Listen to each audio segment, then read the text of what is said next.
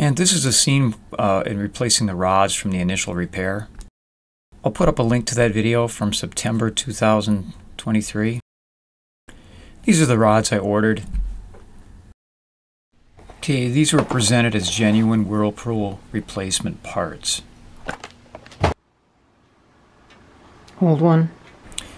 And upon examination, they seem to be all right. Replacement. Barely moves.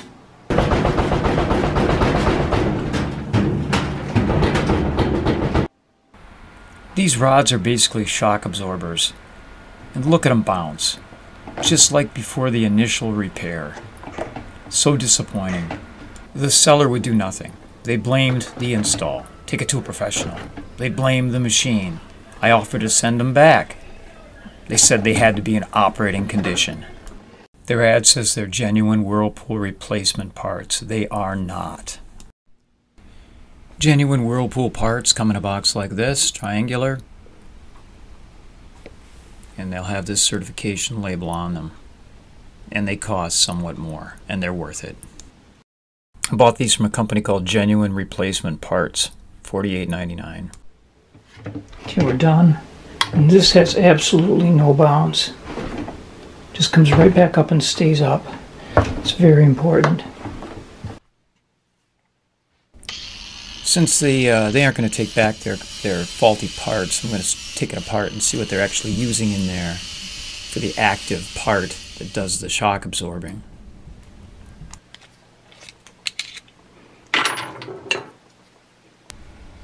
There'll be a piece of foam inside of this little plastic capsule. Just got to take it apart, pop the cap off of it, pull the foam out.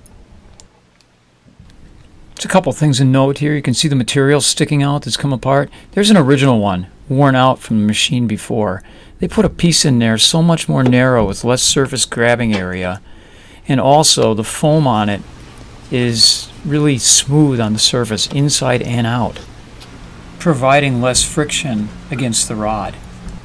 This OEM foam, though worn out, has a rougher surface. On the right, it took 10 years for that to deteriorate. On the left, 3 weeks. So I've been monitoring the loads since I put this in on October 13th. 72 loads, successful loads with genuine Whirlpool parts. Here's my advice. Buy OEM so you don't have to do the repair twice. Thanks for watching and please subscribe.